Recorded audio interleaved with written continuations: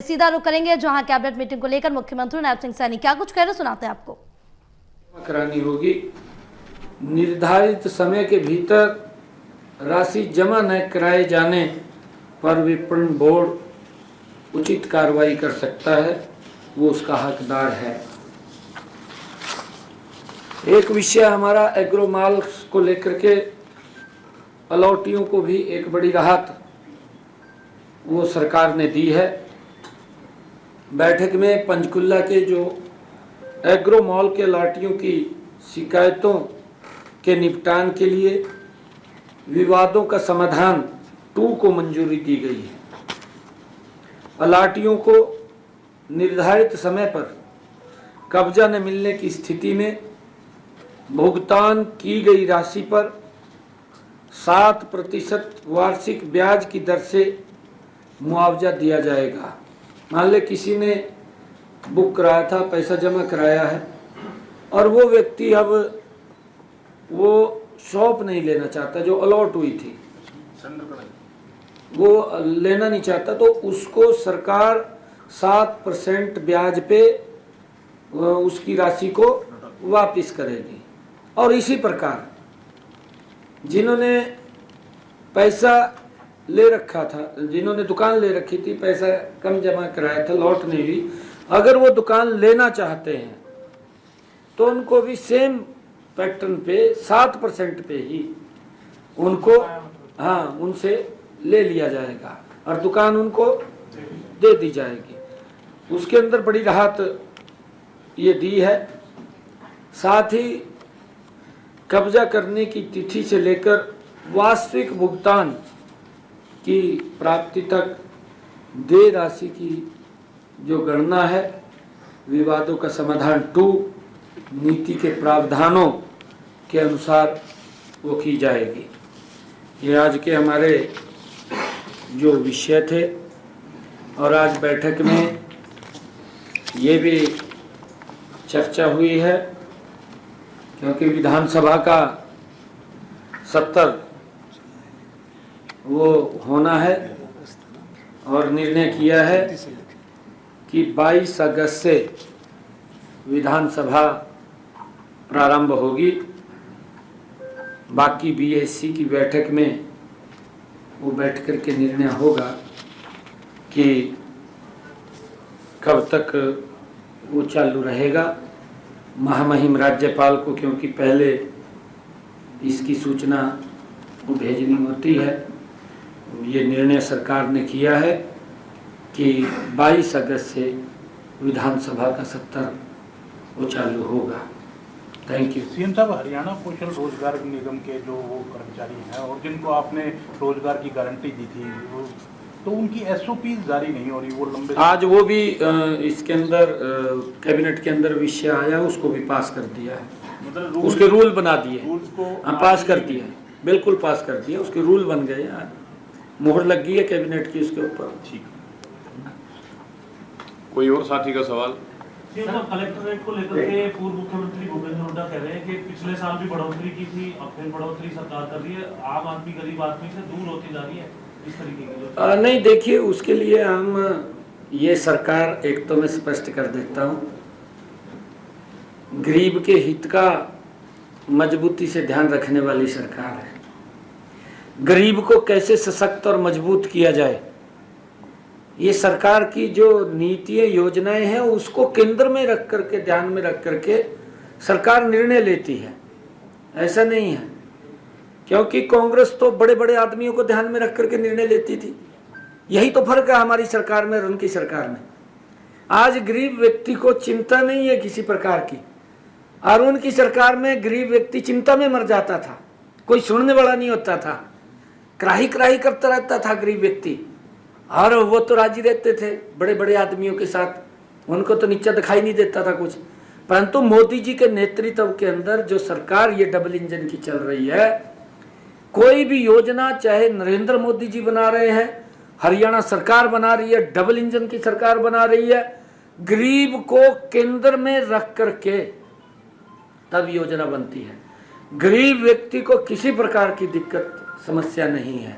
अगर आप देखें गुरुग्राम जैसा शहर, जहां पर लगभग मार्केट वैल्यू से 200% ज़्यादा रेट पे ज़मीनें बिक रही हैं, आपके सामने है, बिक रही हैं, कोई दिक्कत नहीं।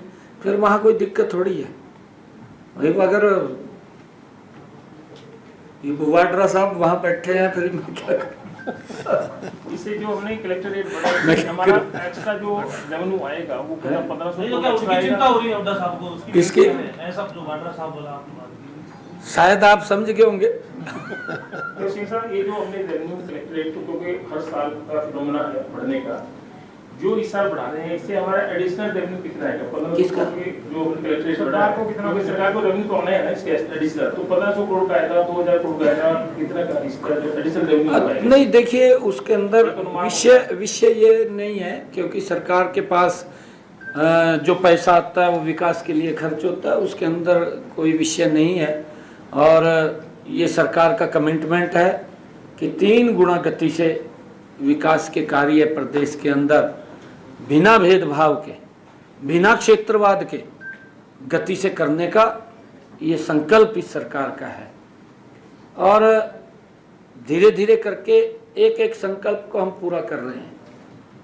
मैं आपको बताना चाहता हूं कि हमने अपने संकल्प पत्र में एक बात ये भी कही थी कि जो सीटी के बच्चे होंगे उन बच्चों को फ्री में यात्रा उपलब्ध कराएंगे।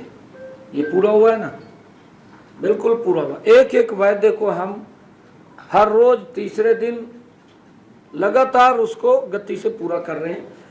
संकल्प पत्र को भी हम अपना केंद्र बिंदु मान रहे हैं। हमने ये बात कही थी कि ये हमारा संकल्प पत्र नहीं है, ये हमारा हरियाणा की 2 करोड़ 80 लाख लोग जिनको हम भगवान के रूप में मानते हैं, ये संकल्प पत्र हमारा वो रूप है, वो भगवान का रूप है जिसको पूरा करना हमारी जिम्मेवारी है। क्योंकि विपक्ष के अंदर मैं बताना चाहता हूं, विपक्ष अपना घोषणा पत्र जारी करता है, वो घोषणा रह जाती है, वो थोड़ी देखते नहीं है।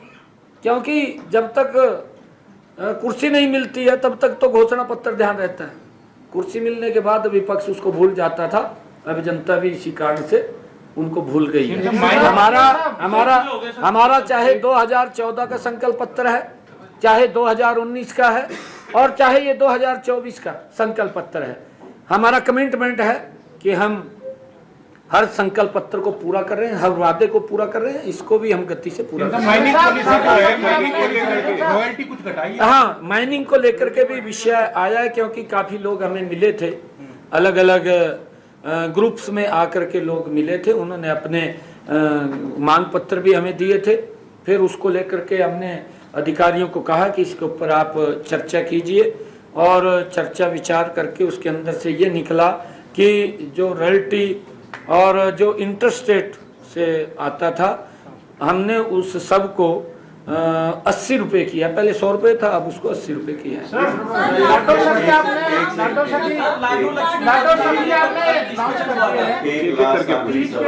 अब यह बताएं कि लाडो लक्ष्मी है। नहीं, ऐसा तो न कलवा अभी तो आप डेट अपने आप लग गया बताओ, ऐसा तो ना करा, डेट बताई दी।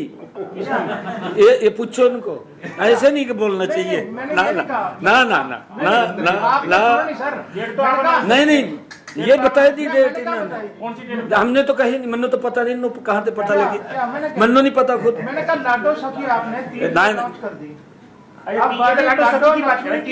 वो कब करोगे? अच्छा, ये लाडो सखी की बात। हाँ, लाडो, हाँ ठीक है बात, लाडो सखी तीज के ऊपर, क्योंकि जो बेटी बचाओ बेटी पढ़ाओ, आदरणीय प्रधानमंत्री जी ने एक अभियान चलाया था जिसके बहुत अच्छे रिजल्ट हरियाणा के अंदर आए हैं।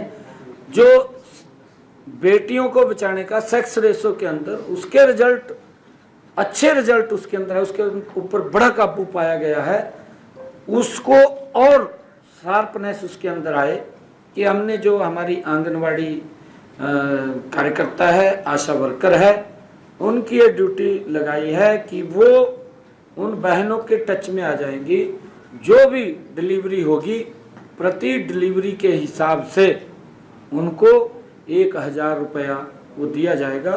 उस योजना को हमने लॉन्च किया है ताकि बेटी बचाओ बेटी पढ़ाओ अभियान के अंदर ये और मजबूती आ सके। मेरा और सवाल ये था हाँ कि उसके लाडो लक्ष्मी कब लॉन्च करने जा रहे हैं? लाडो सखी तो आपने लॉन्च कर दी। कल इसको लेकर बैठक भी करी है सर आपने, सर रिव्यू बैठक भी करी है सर। किसके? सवाल तो हाँ 2100 रुपये हाँ बिल्कुल, ये हमारी सरकार का कमिटमेंट है, क्योंकि विपक्ष के दल के लोग इधर उधर की ज़्यादा बात करते हैं, अपनी तरफ देखते नहीं हैं। और मैं तो ये कहना चाहता हूँ कि हम जल्दी ही उसकी रचना योजना बन रही है, उसका रजिस्ट्रेशन पोर्टल भी वो जारी हो जाएगा, उसके ऊपर काम चल रहा है अभी। परंतु हमारी सरकार का जो कमिटमेंट है, हमने बजट के अंदर उस पैसे का भी, बजट का भी प्रावधान किया है। अगर देखें कुछ इस प्रकार के दल, चाहे कांग्रेस है चाहे आम आदमी है, वो वोट लेने के लिए बोलते तो हैं कि हम देंगे, परंतु सरकार जाने वाली हो रही। अब तक नहीं पंजाब के अंदर दिया आम आदमी ने महिलाओं को। हम अपने कमिटमेंट के ऊपर पूरा उतरे। हिमाचल के अंदर बोल तो दिया वोट लेने के लिए, 2.5-3 साल का समय निकल गया, अभी तक सोचा भी नहीं। हम उसके ऊपर गति से काम कर रहे हैं। राहुल गांधी और यहाँ के कांग्रेस के नेता जो राहुल गांधी के साथ बैठ करके एक थाली में खाना खाते हैं, वो लोग ना तो कर्नाटक को देख रहे हैं और ना तेलंगाना को देख रहे हैं, ना हिमाचल को देख रहे हैं। अपनी तरफ उंगली नहीं करनी, दूसरे की तरफ करनी उंगली। भाई तांपड़ोड़ी भी देख ले, ये एक कहावत है, कहा भाई चेहरा खराब है, अरे चेहरा नहीं खराब, कहा शीशा खराब है। ये बोलता है शीशा खराब है, शीशा खराब नहीं है, आप अपने चेहरे को देखिए, चेहरा ही खराब है। ये कांग्रेस की हालत है। कांग्रेस इस प्रकार का दुष्प्रचार करने में माहिर है, गजब की मास्टरी कर ली कांग्रेस ने तो दुष्प्रचार करने में। मोदी जी ने इतने काम कर रहे हैं, गजब के ऐतिहासिक काम कर रहे हैं। मैं धन्यवाद देना चाहता हूं आदरणीय प्रधानमंत्री जी को कि जिन्होंने देश के किसानों को एक संबल दिया है, देश के किसान को मजबूती प्रदान की है। प्रधानमंत्री किसान सम्मान निधि की आदरणीय प्रधानमंत्री जी कल 20वीं किस्त डालने वाले हैं पूरे देश के बीच में, परंतु एक भी कांग्रेसी न्यू कह दे इब्जाक, समझ में नहीं आ रही बात है।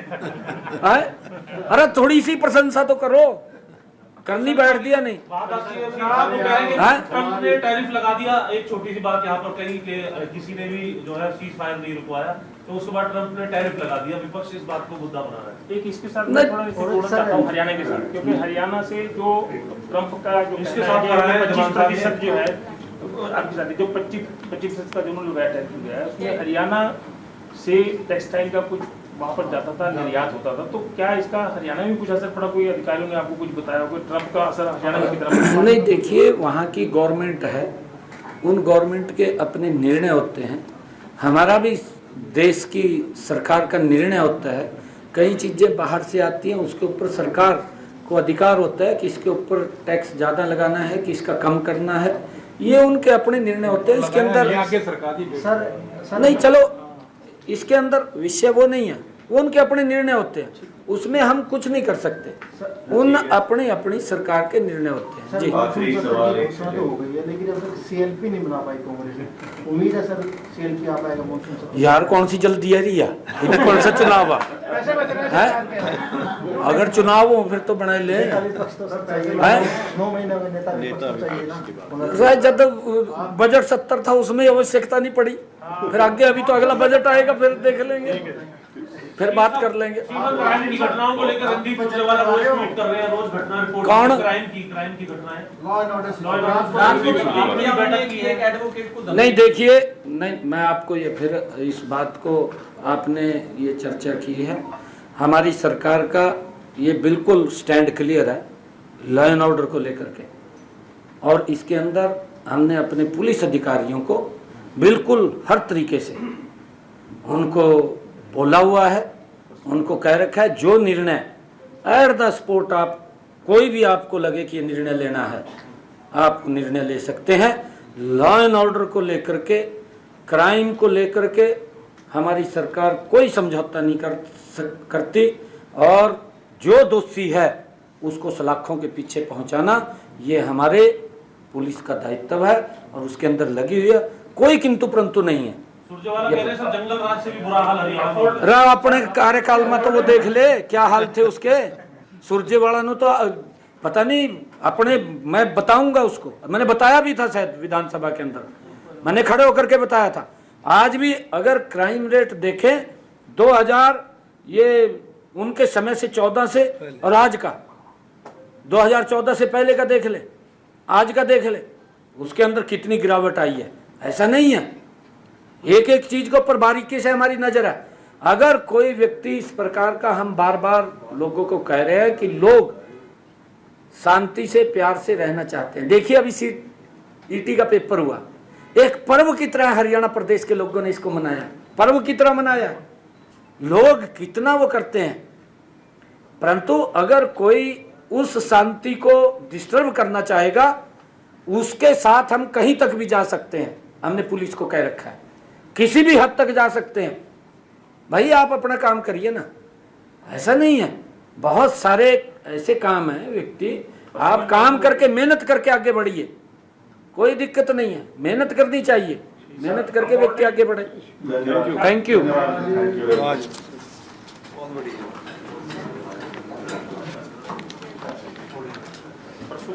सर यमुनानगर में काउंटर हुआ है।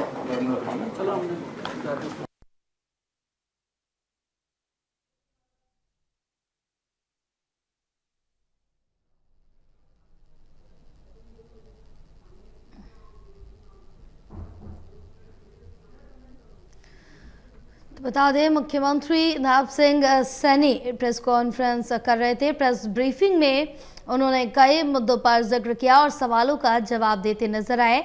और इस बीच लाडली बहना योजना को लेकर भी सवाल किया गया, तो उसके बारे में भी मुख्यमंत्री नायब सिंह सैनी ने कहा कि जल्द ही लागू कर दिया जाएगा, उस पर कार्य चल रहे, डेटा तैयार किया जा रहा है, बजट पास कर दिया गया, जल्द ही इस पर कोशिश है कि लाडली बहना योजना को लागू किया जाए और इससे आम जनता को इस योजना को पहुंचाया जाए आम जनता तक।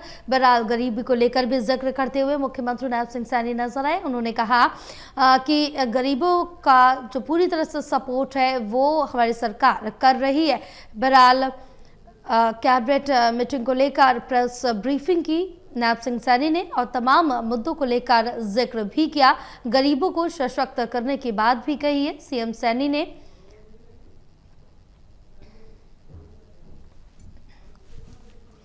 तो अहम अपडेट आप तक पहुंचा रहे। कैबिनेट बैठक के बाद मुख्यमंत्री नायब सिंह सैनी ने प्रेस ब्रीफिंग की। 60 साल से ज्यादा उम्र के पेंशनर पूर्व एमएलए को चिकित्सा फंड मिलेगा। कैबिनेट बैठक के बाद सीएम सैनी ने प्रेस ब्रीफिंग की और पूर्व एमएलए को चिकित्सा भत्ता देने के बाद यहां पर बताई गई जानकारी साझा की। एमएलए को 10,000 रुपए चिकित्सा भत्ता दिया जाएगा। तो बड़ी अपडेट, बीईसी की बैठक में लगेगी अवधि पर फाइनल मुहर। कैबिनेट बैठक के बाद मुख्यमंत्री सैनी ने प्रेस ब्रीफिंग की।